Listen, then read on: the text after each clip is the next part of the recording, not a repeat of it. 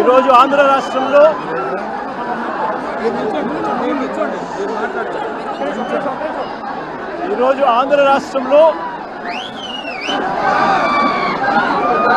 అభివృద్ధి సంక్షేమం అన్నది పూర్తిగా పక్కకు పోయి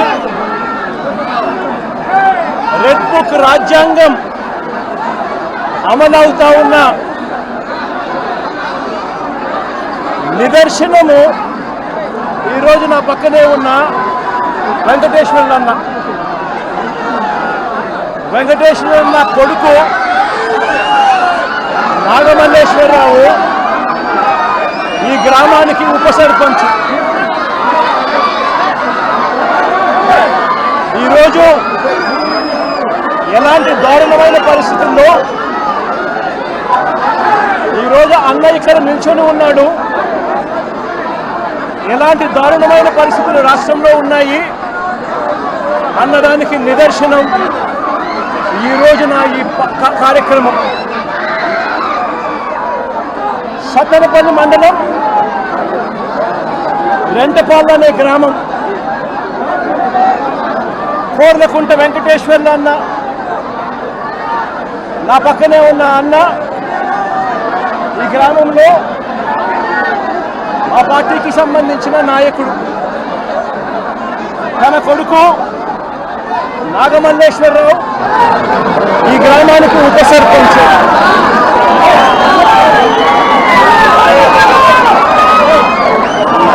పోలింగ్ మొట్టమొదటి రోజు నుంచి రెడ్ బుక్ రాజ్యాంగం అమలులో తెలుగుదేశం పార్టీ ఏ రకంగా ప్రవర్తించింది అనే దానికి నిదర్శనం ఈరోజు ఈ గ్రామంలో కనిపిస్తుంది. ఈరోజు ఇదే గ్రామంలో పోలింగ్ సమయంలో పోలింగ్ ముందు వారికి అనుకూలమైన అధికారులందరినీ కూడా పోస్టింగ్లు ఇచ్చుకున్నారు.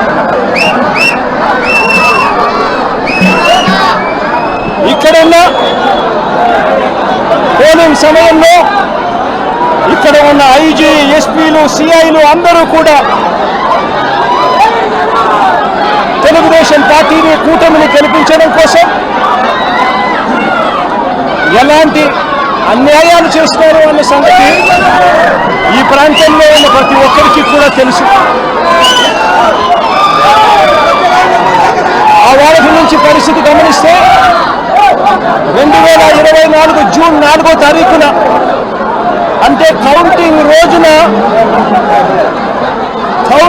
రోజునే అల్లర్లు చేస్తాడు అని చెప్పి తెలుగుదేశం పార్టీ, జనసేన నాయకులు తప్పుడు ఆరోపణలు చేసి వాళ్ళ తప్పుడు ఆరోపణల నేపథ్యంలో పోలీసులు నాగమల్లేశ్వరరావును స్టేషన్లో తీసుకెళ్ళిపోయారు. కౌంటింగ్ రోజునే నాగమల్లేశ్వరరావును స్టేషన్లో ఉంచారు.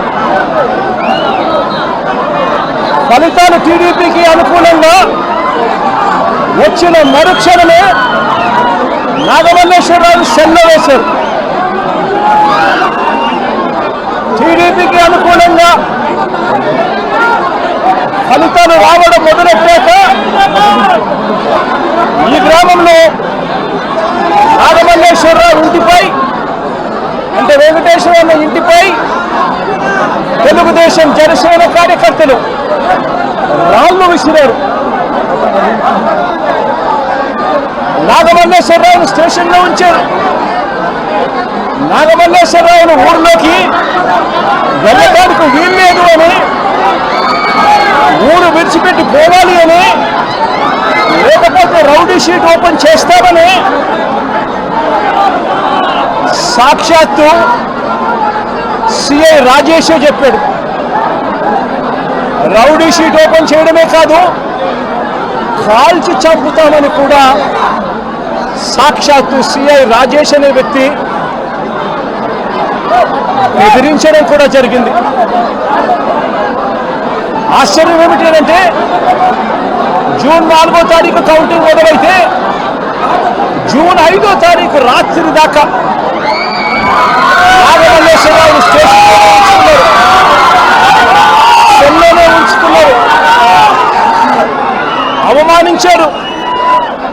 బెదిరించారు.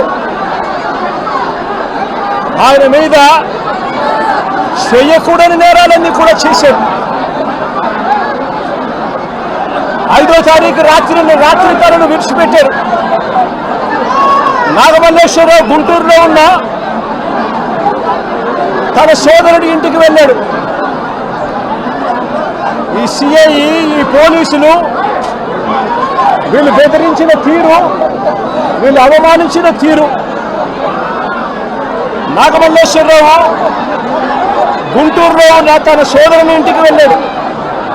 వెళ్ళి అక్కడి నుంచి వాళ్ళ నాన్నకు ఫోన్ చేశాడు. వెంకటేశ్వరన్నకు ఫోన్ చేసి పోలీసులు ఏ రకంగా అవమానించారు, పోలీసులు ఏ రకంగా బెదిరించారు, పోలీసులు ఏ రకంగా కొట్టారు, ఇటువంటి విషయాలన్నీ కూడా వాళ్ళ నాన్నకు చివరిసారిగా ఫోన్లో చెప్పి ఆత్మహత్య చేసుకునే కార్యక్రమానికి తాను వెళ్ళిపోయాడు. వెంటనే తన కొడుకును కాపాడుకునేందుకు, నాగమల్లేశ్వరరావును కాపాడుకునేందుకు వెంకటేశ్వరన్న హుటాహుటిన గుంటూరుకు వెళ్ళి కొడుకును హాస్పిటల్లో చేర్పించాడు.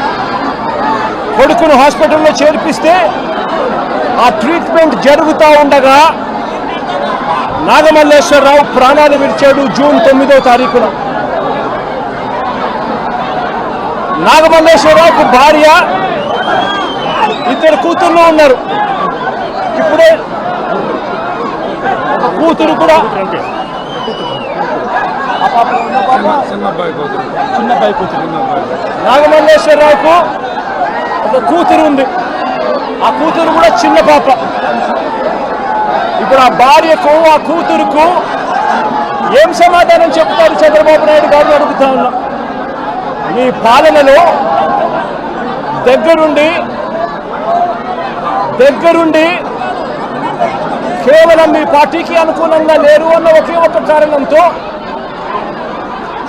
కుల ప్రస్తావన తీసుకొచ్చి అవమానించి, బెదిరించి, తిట్టి, కొట్టి ఒక మనిషి చావుకు కారణమయ్యారు.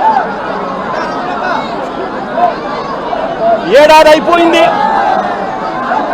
ఈ మొత్తం కుటుంబం ఇవాళకి కూడా శోకంలోనే ఉంది. దీనికి బాధ్యులెవరు? వీరి ఇంటిపై రాళ్ళు విసిరి దాడి చేసిన వాళ్ళ మీద ఎంతమందిని అరెస్ట్ చేశారని అడుగుతా ఉన్నా, ఎంతమంది మీద కేసులు పెట్టారని అడుగుతా ఉన్నా, ఎంతమంది మీద శిక్ష విధించారని అడుగుతా ఉన్నా.